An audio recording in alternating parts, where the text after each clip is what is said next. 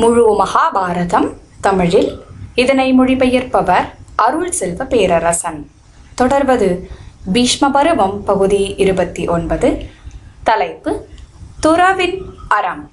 சந்நியாச யோகம். Religion by renouncing fruits of works. சந்நியாச யோகா. Bhishma Parva section 29 Mahabharata in Tamil. இது பகவத்கீதா பருவம் 17, பகவத்கீதை பகுதி 5. இந்த பதிவின் சுருக்கம்: செயலை கைவிடுவது ஆகிய இரண்டில் எது சிறந்தது என கிருஷ்ணனிடம் அர்ஜுனன் கேட்பது. ஒரே இலக்கின் வழிகளே அவை இரண்டும் என்றும் கர்மயோகத்தின்படி செயலில் ஈடுபடுவதே மேன்மையானது என கிருஷ்ணன் பதிலளிப்பது. துறவரம் குறித்த கிருஷ்ணனின் விளக்கம். இப்பொழுது பீஷ்ம பருவம் பகுதி 29 துறவின் அறம் சந்நியாச யோகம். இப்பதிவிற்குள் நுழைவோம். அர்ஜுனன் கிருஷ்ணனிடம் கேட்டான்: ஓ கிருஷ்ணா, செயல்களை கைவிடுவதையும் புகழ்கிறாய், அதன் பிறகு அவற்றின் பயன்பாடுகளையும் புகழ்கிறாய். இவை இரண்டில் எது மேன்மையானது என்பதை எனக்கு உறுதியாக சொல்வாயாக என்று கேட்டான் அர்ஜுனன். அதற்கு அந்த புனிதமானவன் கிருஷ்ணன் அர்ஜுனனிடம் சொன்னான்: செயல்களை கைவிடுவது துறவு மற்றும் செயல்களின் பயன்பாடு கர்மம் ஆகிய இரண்டும் விடுதலைக்கு, அதாவது முக்திக்கு வழிவகுப்பனவே ஆகும். ஆனால் இவற்றில் துறவை விட செயல்படுவதே கர்மமே மேன்மையானது. வெறுப்போ ஆசையோ அற்ற ஒருவன் துறவியாகி சந்நியாசி என்றே எப்போதும் அறியப்பட வேண்டும். ஏனெனில், ஓ வலிய கரங்களை கொண்டவனே அர்ஜுனா, முரண்பட்ட இரட்டைகளிலிருந்து விடுபட்ட அவன் செயலின் கட்டுக்களில், செயலின் பந்தத்திலிருந்து எளிதாக விடுபடுகிறான். சாங்கியமும் யோகமும் வெவ்வேறானவை என்று மூடர்களே சொல்வார்கள். ஆனால் அறிவாளிகள் அப்படி சொல்வதில்லை. அந்த இரண்டில் ஏதேனும் ஒன்றில் நிலைத்திருப்பவன் இரண்டின் பலன்களையும் அடைகிறான். சாங்கிய முறையில் உள்ளவர்கள் எந்த நிலையை அடைகிறார்களோ அதையே யோக முறையில் உள்ளவர்களும் அடைகிறார்கள். சாங்கியத்தையும் அதாவது துறவையும், யோகத்தையும் அதாவது அர்ப்பணிப்புள்ள செயலையும் ஒன்றாக காண்பவனே உண்மையை காண்பவனாவான். ஆனால் செயலில் அர்ப்பணிப்பு இல்லாத துறவு, ஓ வலிய கரங்களை கொண்டவனே அர்ஜுனா, அடைவதற்கு அரிதானதாகும். செயலால் அர்ப்பணிப்பில் ஈடுபடும் ஒரு முனிவன் தாமதமில்லாமல் பிரம்மத்தை அடைகிறான். செயலால் அர்ப்பணிப்பில் ஈடுபட்டு தனது உடலை வென்று தனது புலன்களை அடக்கி உயிரினங்கள் அனைத்திலும் தன்னை அடையாளம் காணும் ஒருவன் செயலை செய்தாலும் கூட அதனால் பிணைக்கப்படுவதில்லை. உண்மையை அறிந்தவனும் அர்ப்பணிப்புடையவனுமான யோகியுமான ஒரு மனிதன் பார்க்கும் போதோ, கேட்கும் போதோ, தீண்டும் போதோ, நுகரும் போதோ, உண்ணும் போதோ, நகரும் போதோ, உறங்கும் போதோ, சுவாசிக்கும் போதோ, பேசும் போதோ, கொடுக்கும் போதோ, எடுக்கும் போதோ, கண் இமைகளை திறக்கும் போதோ, அதை மூடும் போதோ நான் எதையும் செய்யவில்லை என்றே எண்ணுவான். அவன் தனது புலன்கள் புலன்நுகர் பொருட்களில் ஈடுபடுகின்றன எனவே கருதுவான்.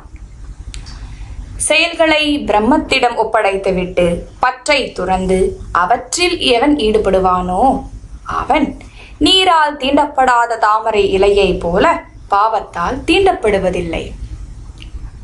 பற்றுதலை துறந்த அர்ப்பணிப்புள்ளோர் உடலாலும் மனத்தாலும் புத்தியாலும் தன் ஆத்ம தூய்மையின் பொருட்டே செயல்களில் ஈடுபடுகின்றனர். அர்ப்பணிப்பு கொண்ட யோகி ஒருவன் செயலின் பலனை துறந்து உயர்ந்த அமைதியை அடைகிறான்.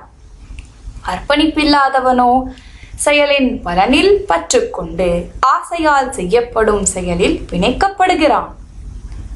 அவன் செய்யும் செயல்களின் விளைவுகளால் கட்டப்படுகிறான்.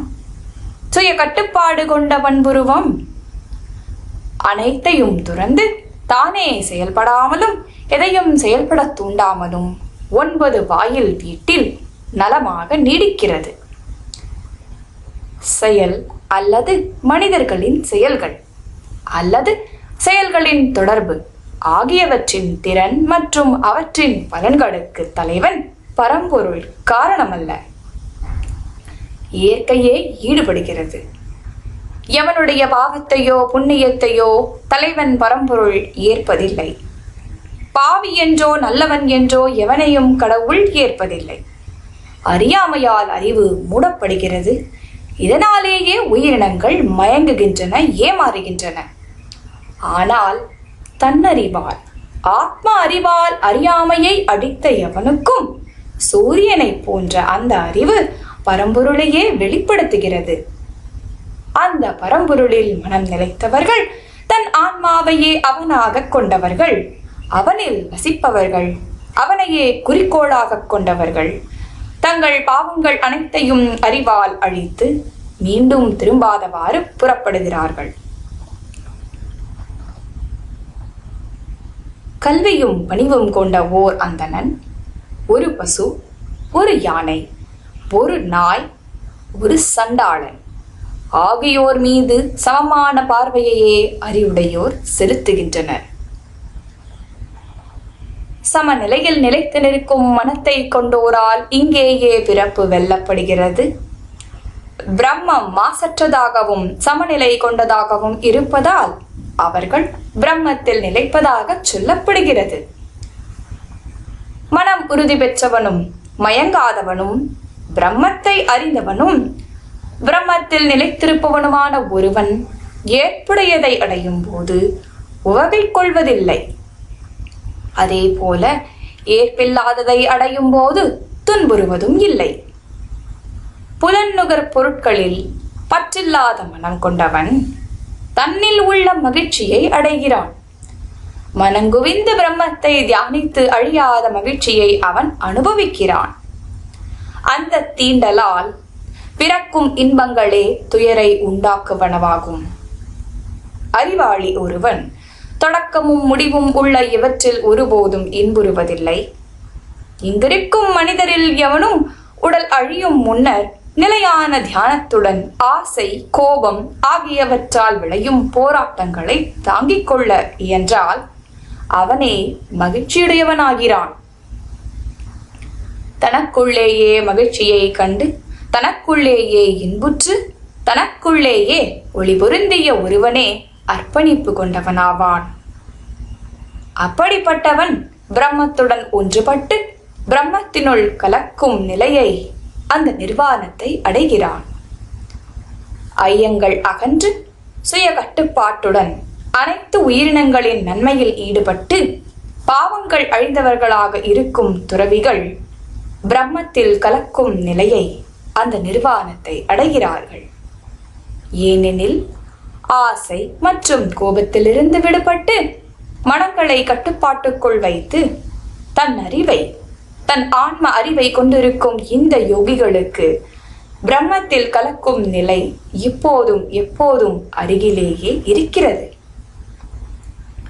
புலன்நுகர் புறப்பொருட்கள், அதாவது புறத்தீண்டல்கள் அனைத்தையும் தனது மனதிலிருந்து வெளியேற்றி புருவங்களுக்கு இடையில் தனது பார்வையை செலுத்தி மேல் நோக்கு மற்றும் கீழ்நோக்கு உயிர்காற்றுகளை ஒன்றாக கலந்து அவற்றை தனது மூக்கின் வழியாக கடக்கச் செய்பவனும், புலன்கள், மனம், அறிவு ஆகியவற்றை கட்டுப்படுத்தியவனும், விடுதலையை தனது நோக்கமாக கொண்டவனும், ஆசை, அச்சம், கோபம் ஆகியவற்றில் இருந்து விடுபட்டவனும், மேற்கண்டவற்றில் எப்போதும் அர்ப்பணிப்பு கொண்டவனுமான முனிவன் ஒருவனே உண்மையில் விடுதலையை, முக்தியை அடைகிறான்.